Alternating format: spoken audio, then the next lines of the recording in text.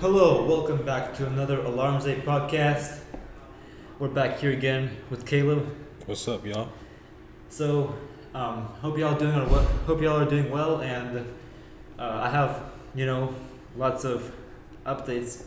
Like, since we have the challenge now that you heard about, the challenge for the $1,200 six pack with my friends that aren't on this podcast, by the way, but I'm kind of changing my workout routine to be more ab workout incorporated, and also, like I said, I've incorporated Saturdays too, and I've also made a new schedule so that way I can be more productive and have time for other activities. It was a really, really hard thing to do for me, trust me. What I'm about to say, it's really hard at first. I was struggling with it so much, but now that I kind of got in the groove, I'm so much better. So I finally was able to get up at 5 consistently. So that's something I'm proud of, because I was never really able to do that before. And now I'm kind of getting into that groove. I can get more done in having an earlier workout. So that's my update, that I was able to, set a new schedule. And lately I've been following that schedule better.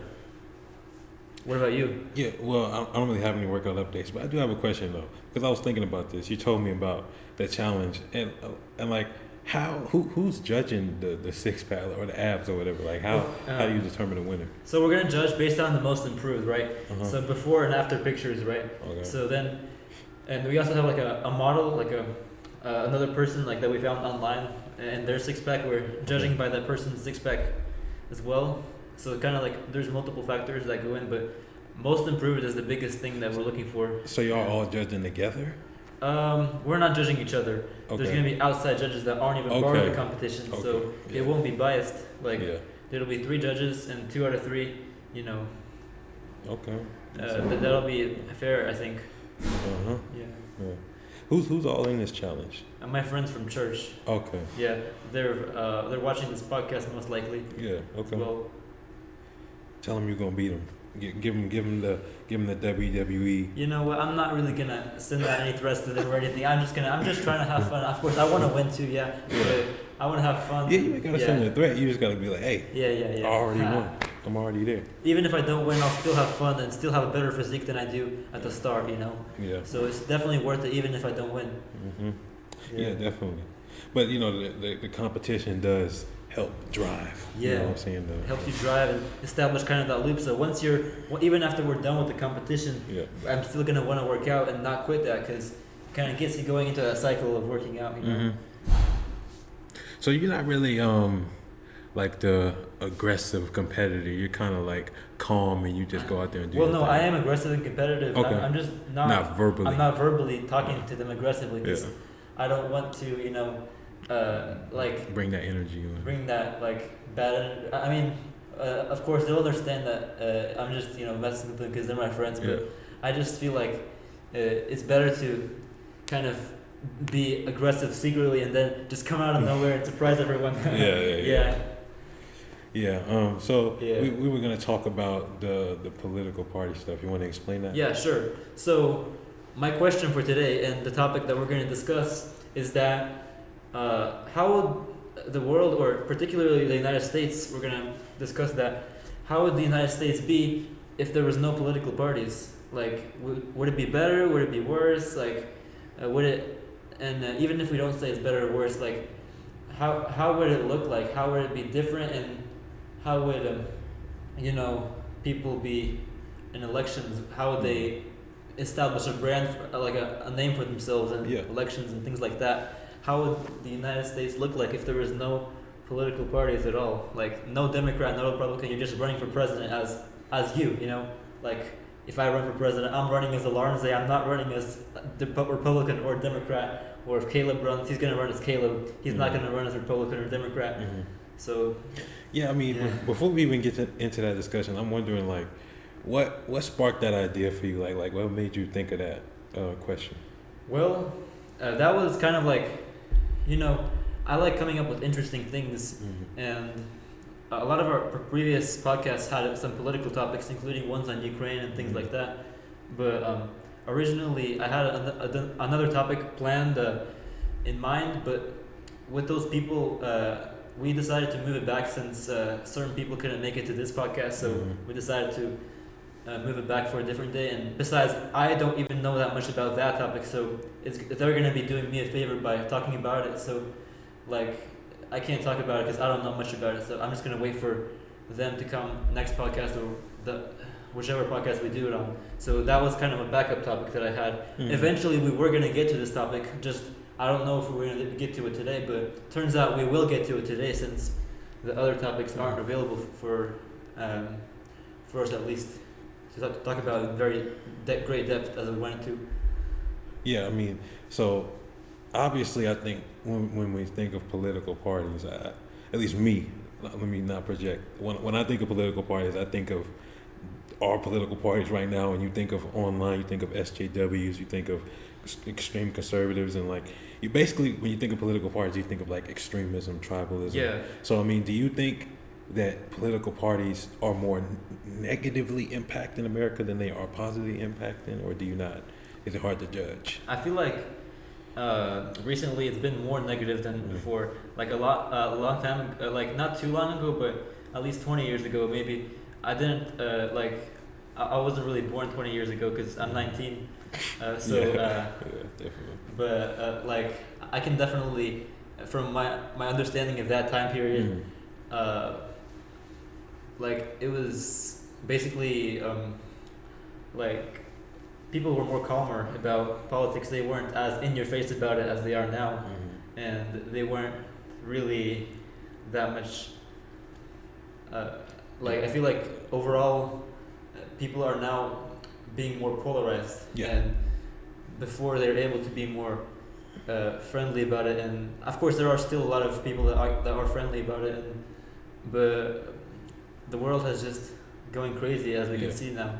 It's just more negative connotation, and it's best not to talk about it at all. Like people, if I were to be friends with someone, then politics would probably be one of the, just we were talking about it just for fun. We wouldn't be arguing about it because arguing about it is no good, you know.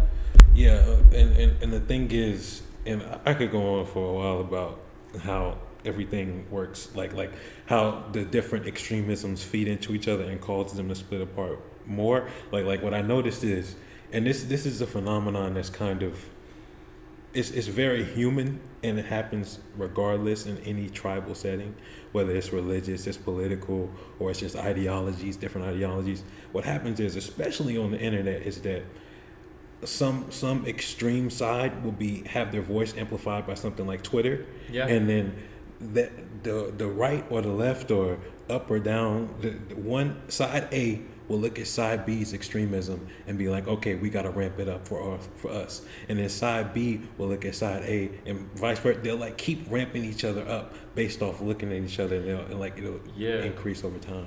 Yeah, like a lot of media tends to do that. There tends to over dramatize things for the specifically to be against the other side, saying the other side's wrong, you know. Yeah. And I noticed that political parties, they shifted. They became more and more polarized and extreme. Yeah. They used to be, and also they used to be different in a way. Like they used to have,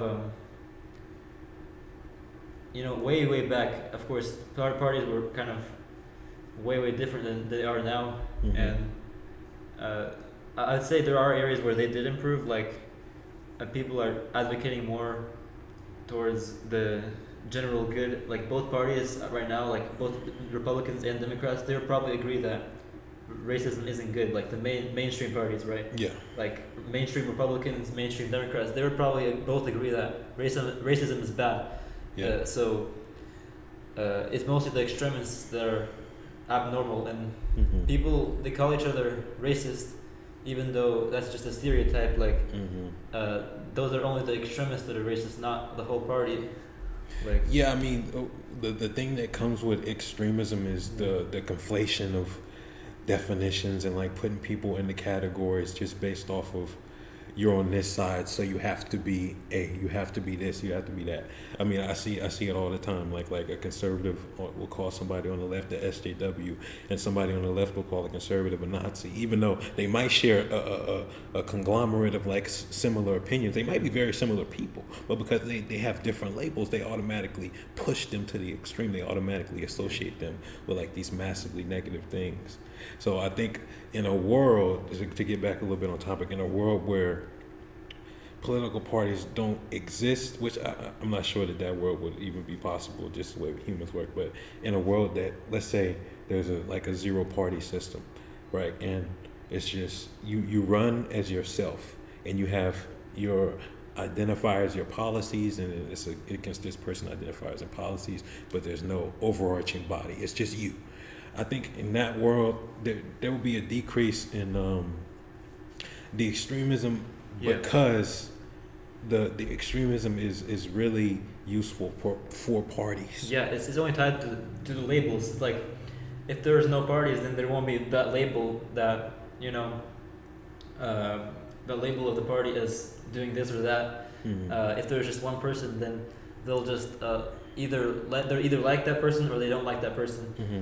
And they'll just pretty much that person might have a following of some sort, but never really like have a label of that party. So if someone likes a different person, then they wouldn't really talk bad about. I don't think they would talk bad about like a specific group of people, because there's so many groups to choose from that there won't even really. It'd be just hard to compare to everyone, because there might be some groups that have something in common, but because there's so many people out there, and each person have their own little following, and that many parties, like not parties, but like that many groups of people, is just so. Yeah, like I'll give an example, because you're kind of echoing what I'm saying and what I'm thinking, and so like an example is that if I approach you as a person, like without a label, just a person, with a set of beliefs and ideas, we're probably going to have a more cordial conversation than if I approach you thinking you're a Nazi. Yeah. Right? People like think about it. I mean, people don't when they think of Nazis, they don't think about, well, why does this Nazi believe this, and what do they really think? And they're like, oh, he's a Nazi, he's nasty, we got to destroy him. Yeah. That's what a lot of modern day discourse, especially on the internet, is with politics. It's not an engagement of ideas and beliefs. It's an engagement of, let me destroy you because I label you as bad. Yeah, label, like they wouldn't know what to label you as, because there's so many of unique people that are having their own beliefs and values. So it's kind of like, I don't think they had parties in the very ancient days, right? Like they probably did. Ancient Rome and Greece. I mean, they did, but it definitely wasn't structured. It wasn't as extreme. There wasn't like that many extremists as there are today, right? Like, I honestly don't know, but I think our extremism is different.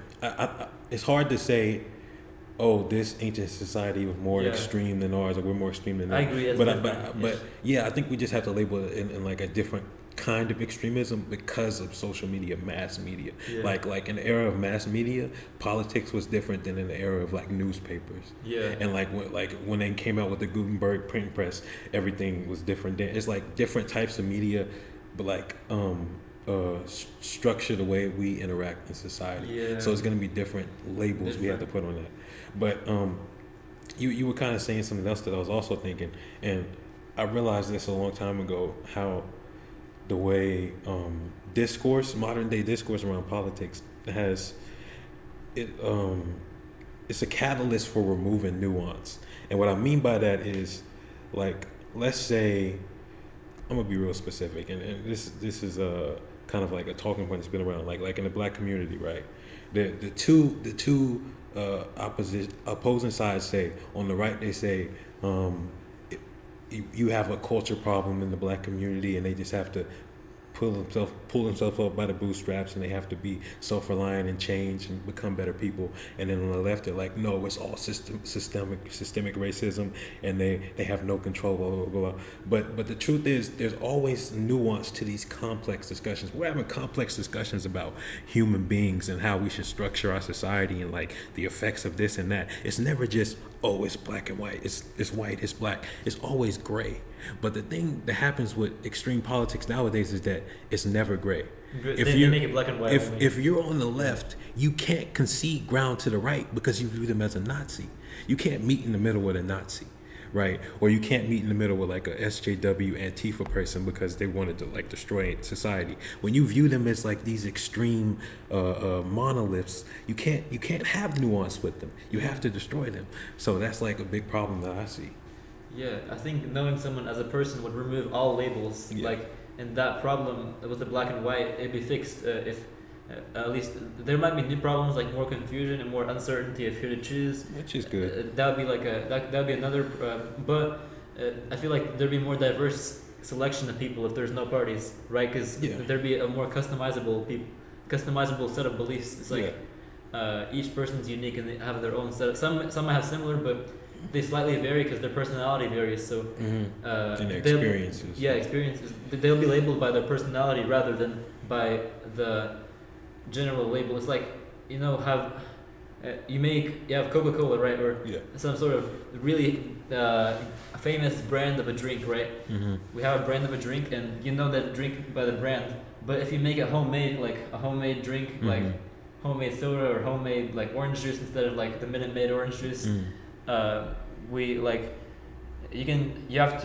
you see it as just orange juice. You don't see it as any brand. It's just homemade orange juice. There's no brand to it. So that's how you would see a person. It's just as a person, you know, like you either like it or not. Like you like the person or you don't like the person. Yeah.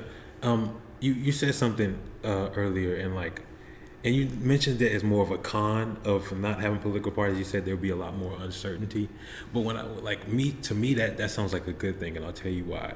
Because the part of the problem is people are so certain in their beliefs. They don't challenge or question their beliefs, and they definitely don't let anybody else challenge or question their beliefs. So like let's say if you're a Christian, right, and like you believe in God and you believe in the Bible and all that, and like somebody challenges your beliefs, like you take that as an affront. You take that as somebody trying to destroy you, right? Instead of saying, okay, let me reflect, right? I think there's a lack of reflection. I think people are too certain to the point where they're not reflecting on what they believe. They just believe it, right? So I think if there were no political parties, you could have more of possibly a self-reflective society because they're more willing to engage with ideas that contradict their own.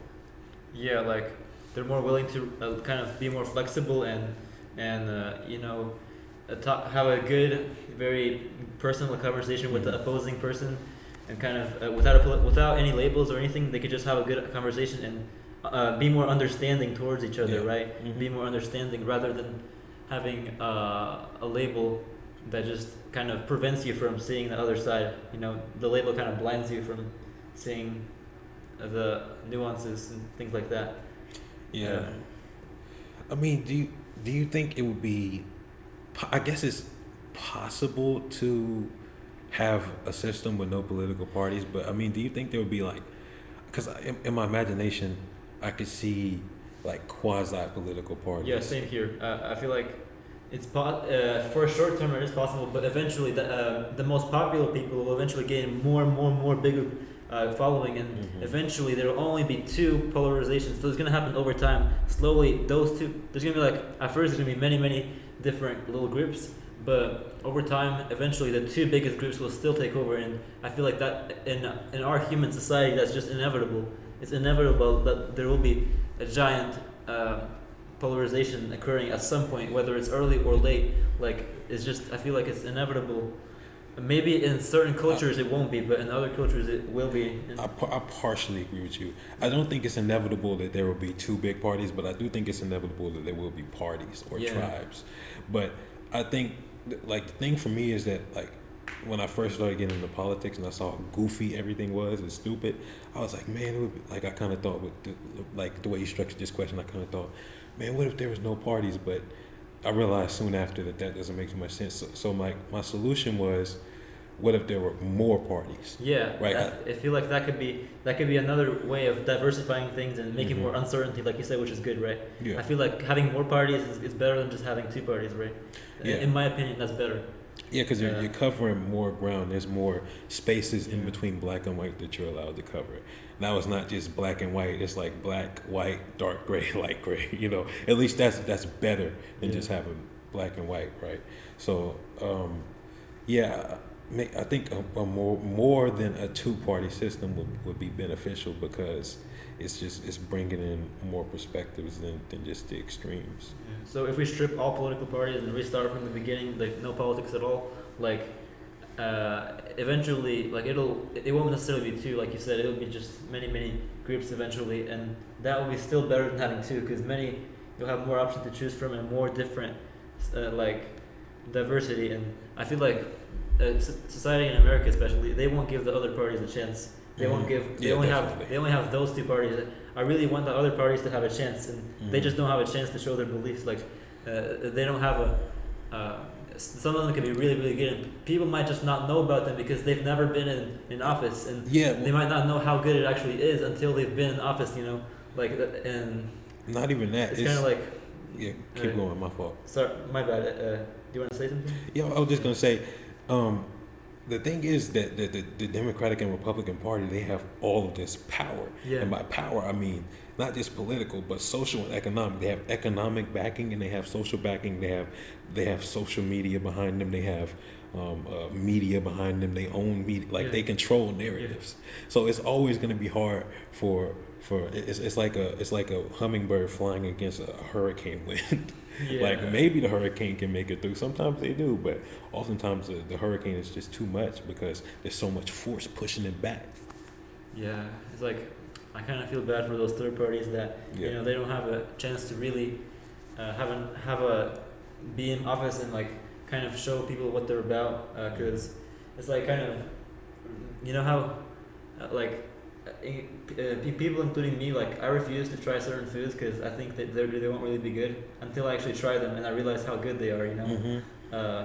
That's what it is for parties. Like you never know you might actually like the party, you might just not know about it really. Mm-hmm. And it kind of limits people's choices to that or that, you know. Like, it's kind of like a monopoly, sort of like. Yeah, exactly.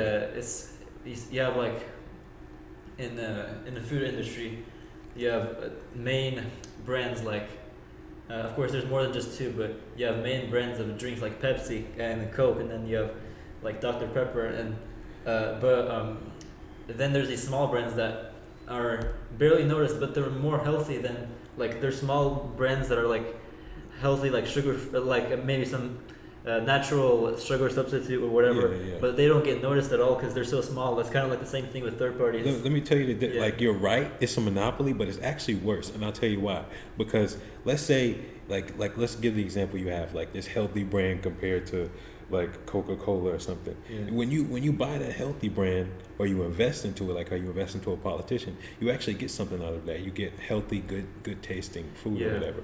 But when you vote for an independent politician, for example, you're not really getting that much out of it because the political monopolies have so much control that it's like people feel hopeless voting for independents because they know that in a democratic system they're not going to get any weight behind them.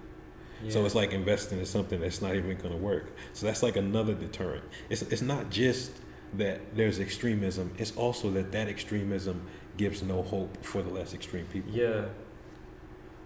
So I think in a world without political parties, it's hard to imagine it in our society, but it is. I mean, it's possible if people restart, like, let's say they completely forget about political parties, then I guess maybe it's possible, but we can't forget about them right now, right? Yes, it's possible. It's not gonna happen. Yeah.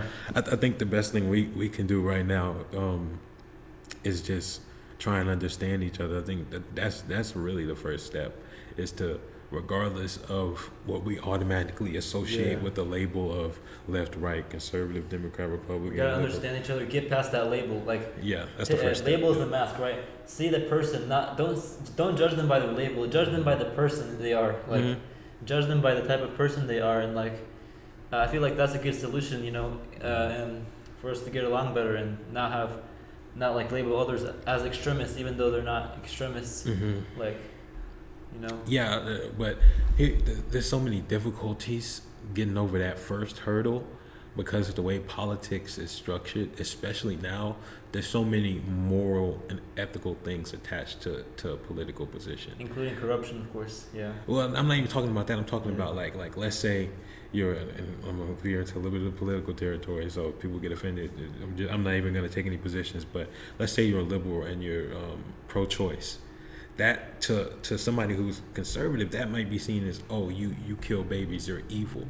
So like there's certain moral and ethical like dynamics that make that unmasking, that delabelization harder, because like you're dealing with like you're against my ethics. Like how am I going to speak to you like a normal person? You know what I'm saying?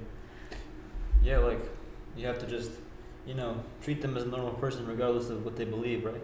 Like I feel like that's how you have the best connection, and eventually, like if you're friends with someone with the opposing political party, you can forget about politics and just be friends with them, because the reason you're friends with them is not because of the party, it's because you see them as who they truly are, you know?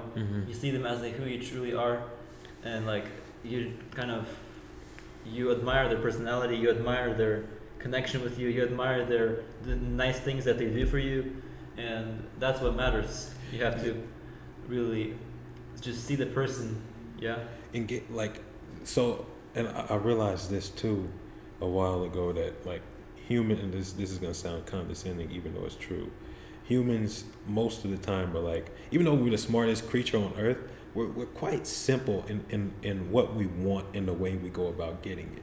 So I think like when we want stability and we want our ideas to win, we're quite simple in going about things in a way that like nuance sometimes complicate things and makes things harder than what we want them to be. So rather than engaging with somebody and really learning about them and not just their label, it requires a lot of effort. Yeah, right? It does. And sometimes it's hard to stomach. Like a lot of people don't want to learn about like a horrible person. Like they don't want to explore the mind of a horrible person. It disgusts them. They've been taught that it's horrible pretty much. They've been like in their over the course of life, they've been really inclined to think that they are horrible, right? They don't really want to. It's hard to change their mind until they actually meet them, you know. Until they have to just overcome that first barrier of trying to talk to them and trying to connect with them, right? It's not even that. It's like even if you meet somebody and you find out that they are horrible to you and like they're all the things that you don't like, it's even harder to continue to attempt to understand them if you think they're horrible. It's like, oh my God, I can't stand you. But I think at times it's your duty to understand like these people that you severely hate. I think if you hate something or somebody, you have a duty to understand why you hate them. And I don't think a lot of people act upon that duty. I think they just hate blindly, right? Yeah, like a lot of people hate blindly, and I think like even non-blind hate, like in my opinion, like non-blind hate is still wrong. Like you gotta love the other person. That's my belief. You know, even if you don't agree with them, I just gotta, you know, treat them as a human being, right? Yeah. I'm not gonna treat them as an animal or anything like that. Yeah.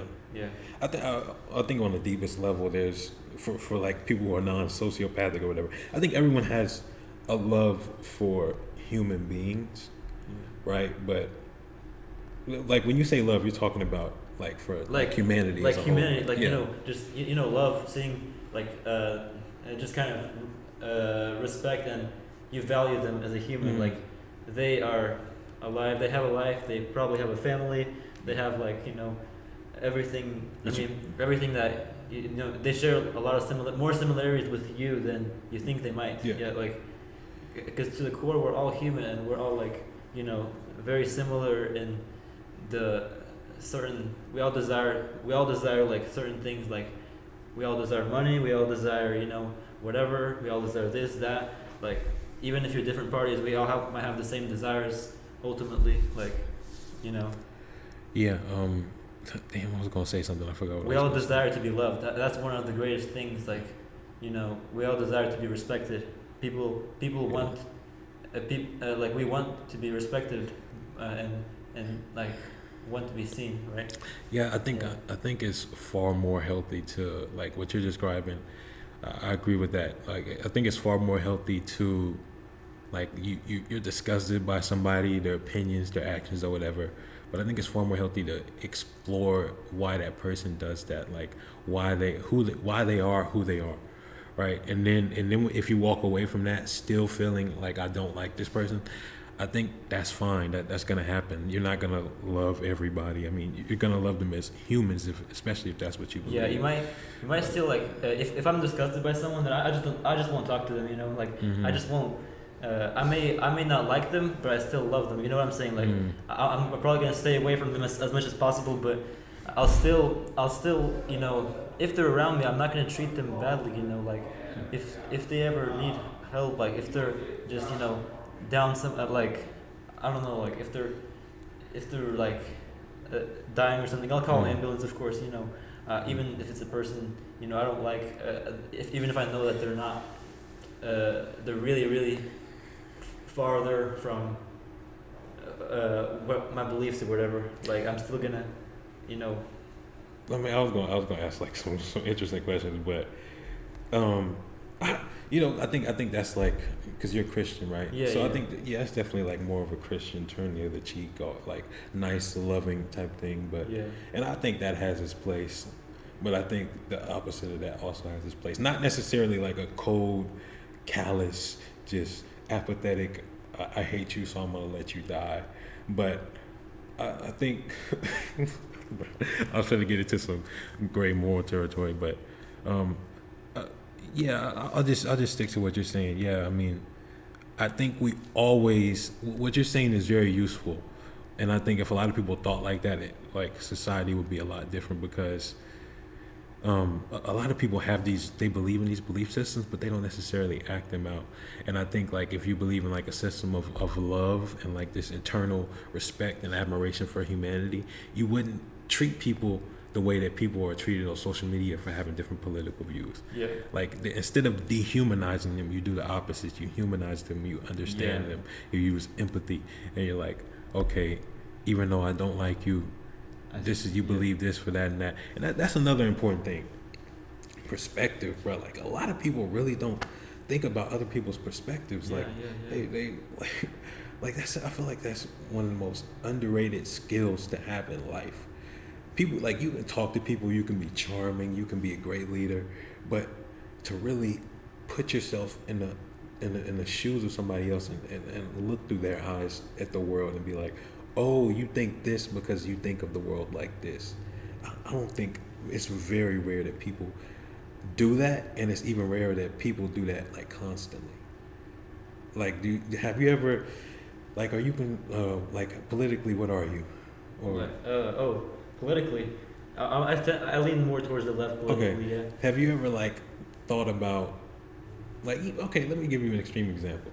Have you ever thought about why would a Nazi do what they do, or like why do Nazis act the way they act? Like, have you ever thought about that? They think there's. I feel like they're like a lot of them either think they're superior or they're taught to think they're superior. You know, like it's more of a like of people. I feel like it's impossible to be a Nazi if there was only one person. I feel like one person can't become a Nazi out of nowhere. It has to be a group of people that kind of influence each other to become Nazis and you know share think they're superior. So a Nazi can't be made out of the jungle. They have to be made with a group of people like. Yeah, I mean, well, you because know. the idea of at least Nazism, in relation to the Aryan race, the idea is that it's about race, and race requires a group of people and another group of people to compare their race to. So yeah, you're right there. But I think more specifically, I'm thinking about like let's say the Nazi example is easy to go to because it's extreme and it helps like hyperbolically explain my point. Is like people will be like, oh well, you know, Nazis think they're superior and blah blah blah. And I think the point I'm trying to get to is like, you really have to. In fact, let me use like a quote. I think it was like Jordan Peterson who said something like this. He said, I think he was talking about like a school shooter or like a murderer or a serial killer, And often the question that people ask is, why would this person do this? But Jordan Peterson said, this is like a roundabout quote. He said, what would it take for me to do this? So like it makes you think about yourself and like think, I obviously couldn't be a Nazi because I'm black, but imagine like how could I be the perpetrator of these beliefs, right? Like what does it really take to be a Nazi? Because they're, to be honest, they're like you said, we're all humans. We're all basically the same on like a fundamental level. Yet we can be so different, right? So I guess it's like people have no self-control. You know, they dehumanize others. That's the difference, right? I think that's how you become a Nazi or something like that. It's because the Nazi is okay.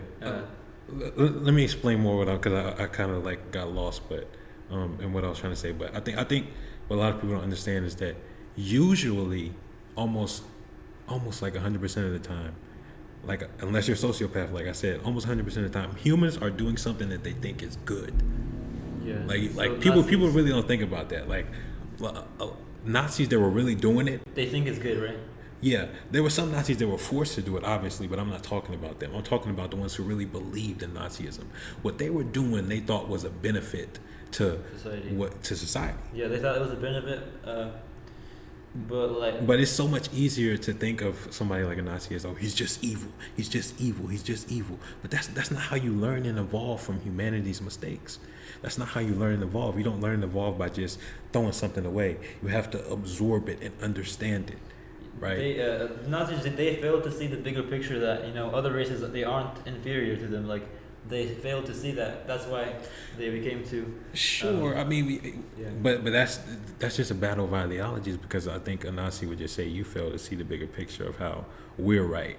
Like everybody thinks they're right. Everybody thinks that they're doing the best thing for humanity. And I think when like you take that into account, that's a major way in combating extremism, and realizing when you talk to a conservative or you talk to a liberal, you talk to a Democrat or Republican, they want basically the same thing as you. They're just going about extremely different ways of doing it. So you have to start from that common ground of, okay, we both want to improve society. Yeah, but the outcome is where we judge, right? Mm-hmm. The outcome of a regular person that's not an extremist, whether it be Republican or Democrat, is not going to leave it's not going to lead to genocide, right? But the outcome of Nazi is going to, like what happened, as we saw in World War II, that led to genocide. So that's the difference. Exactly. We judge by the outcome. So, like, this outcome being a non-extremist, like a regular person, like any party, it's not going to lead to genocide, most likely. Like, and then being a Nazi, this is what happened. So, therefore, being a Nazi is, like, bad, because that's what it ultimately led to, It led to genocide, so it led to suffering. And then being this party, or like not party, but I don't know, but these parties these beliefs, it didn't lead to suffering. So therefore, this being an extremist is not, or being a non-extremist is more beneficial. It's beneficial to society more, because it didn't leave millions of people dead, rather than being an extremist. So the outcome is what decides who is. Right. So the outcome wins the battle of ideology. So now, like, if like Nazis can't win the battle of ideologies, because we know what they do. We know what how we know their motives, and we know like what they at least from what we've seen in history.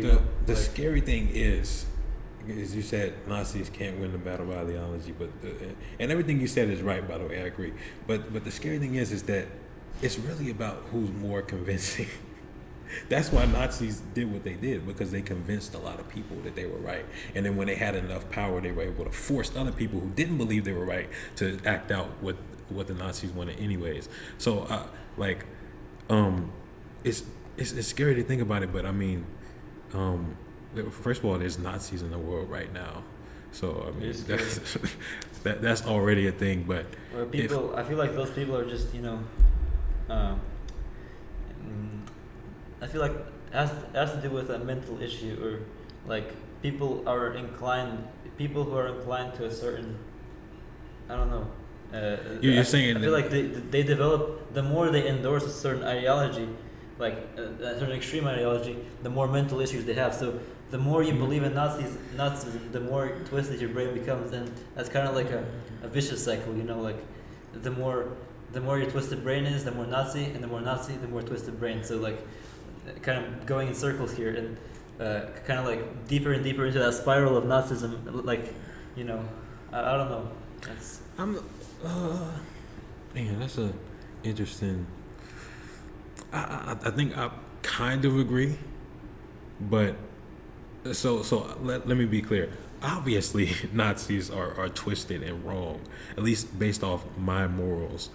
But it's like because kind of the implication I got when you first said that is that there's something inherently wrong in their brain, and that's a gateway for Nazism. You're saying that like somebody who starts with a good foundation mentally, they wouldn't be able to be convinced by Nazism. Is that kind of? I mean, like, anyone can be convinced, but it's their choice to be convinced, and the reason why they choose not to be Nazism. I don't believe that. What? Like anyone? Like, I feel like not anyone. Like, I don't know. It depends on what like happens in their life. You know, like yeah, exactly. It depends on what happens in their life. And that's kind of that's kind of like the overarching topic, right? Is the political parties thing, right? Like you have sides, like our experiences, our DNA, everything that makes us up until this point in time has influenced our decision, influenced the way we think about things, and so because of that, we become the person who we are, and that person can be influenced in certain directions far more easy, right? Like it's far more easy to be a racist slave owner in 1783 than it is to be a racist slave owner right now, or just like somebody who thinks blacks are human, for example, right? Or somebody who thinks Nazis are right. Like it's far easy to be a Nazi in 19 whatever Germany than it is to be right now, right? That's because that external factors. The external, like they pressure you to not be a Nazi more right now. Like, if in 1940 something, there would have been more like non-Nazi people, but the problem is that there's just too much free will in the government. If there is some other people that could have stepped in with Hitler, then maybe they could have controlled Hitler more. In fact, like when you study history class, like they talk about all of the factors leading up to the being the catalyst for Nazism. It's a bunch of factors like the economic crisis, the nationalism. It's a bunch of stuff that builds up into this ideology, right? And I think that's where we are right now with our politics. We're not Nazis, obviously, but we're extreme because there's a lot of buildup of factors like social media, the mass media, and like blah blah blah blah blah whatever. And I feel like we also evolved and learned from mistakes, and we learned that being a Nazi is definitely bad. You know, like people who are even thinking about becoming a Nazi see, oh, maybe I should think twice before becoming a Nazi because this happened. You know, like they think it's good, but in reality, it's really bad. You know, they should think twice because they learn from history. History is like a big factor in determining what ideology you follow. Like you said, because people, that's what I said earlier. It's all about who's convinced of what, who believes what, and that's why when you said, I forgot specifically what you said. You said they chose to be convinced to be Nazis, and because there was they were in, I think they had really no other people to.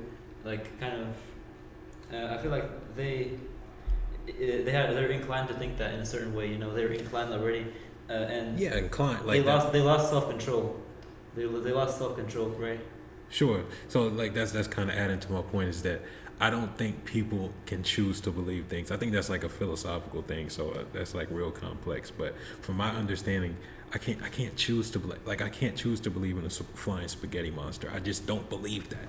Like that's something internal that's a little bit out of my control. I guess I can control my circumstances, my environment, the people I talk to help influence me to believe something. But whether I believe it or not, I feel like I don't know where that comes from in the consciousness, but it's not really in my control directly. Well, right. I think, in my opinion, I feel like it is in your control, in maybe even to a certain extent, because like there is evidence to lead you to believe that choosing Nazi is wrong. Like there is evidence, right? But there is no evidence that the flying spaghetti monster is wrong. So you could believe in the flying spaghetti monster all you want, but like. Well, but there's also evidence that Nazism is good. I mean, like to them, there's evidence of like, oh, look, if I choose this ideology, then I'll help society. Like they can become convinced that there's good things about it. That's the whole point of what we like the discussion is that, like. Within everything, even the most irredeemable things like Nazism, which is why I use it as an example, it's like the most irredeemable ideology people could think of. But people get attached to that ideology out of good faith. They're not doing it because it's evil, and even though society says all of this bad stuff about Nazis, somehow Nazis still exist. Why is that? Because people will see good things within it. And we have to be able to recognize those people's perspectives and say, well, what do you see good in Nazism? And then they'll be like, oh, I see this, this, and that. And so we got to be able to understand that so that we can combat it better. Yeah, I feel like understanding the person and telling them, oh, you did this good, but maybe you should like, you shouldn't think that way. Like, you see like kind of connect with them on a level, and then they will understand you. Mm-hmm. They will understand you more because. You were able to understand them, and they'll be able to understand you. And oh, I really like that you're peaceful, and you're not trying to wipe out a certain race. So maybe I should not do that. Yeah, but I still am convinced, ironically, that people can't directly control whether they're convinced or believe something or not. I think they can indirectly control it by putting themselves in shit. Like you can be willfully ignorant, right? But I didn't know where I was gonna go with that, but you can be willfully ignorant, right? Like if you're an atheist and you don't believe that God exists, and you never want to talk to any theist about it, you'll probably just sit in your ignorance and never like be able to evolve out of that. But if you're ignorant, but you go out and talk to other people and get different perspectives, you're indirectly contributing to your beliefs, because then you can change them by having interacting with different beliefs that could change your own. But what I'm saying is, yeah, you can do a bunch of stuff to indirectly change what you believe. But right now, if you said, I don't believe in God, you would still believe in God. Like you can't choose to just say, I don't believe that. Like you could say it, but you still believe it, is what I'm saying. Yeah, like I see what you're saying. Mm-hmm. Yeah. Yeah. So that's kind of that kind of goes back to the topic of the political party thing. Definitely something very interesting, right? Like that was a really good discussion we had. Yeah, that was a really good one. Like we got like so philosophical here. Like we got really philosophical. Like, and I like that. I kind of like that we got more in depth on that. Mm-hmm. On like what, kind of like more in depth on Nazi and more in depth on just beliefs in general. Mm-hmm. That's where the question of political parties existing even led us. So. That's what. Yeah. So. Mm-hmm. Yeah. Yeah. I mean, I think it was a good conversation, man. How long is this? Well, really, thank you for joining us. We'll see you in the next podcast, and stay safe, stay healthy, and make sure to subscribe on the YouTube channel, TikTok, and the Alarmsday Instagram. All right. See you next time. Most definitely.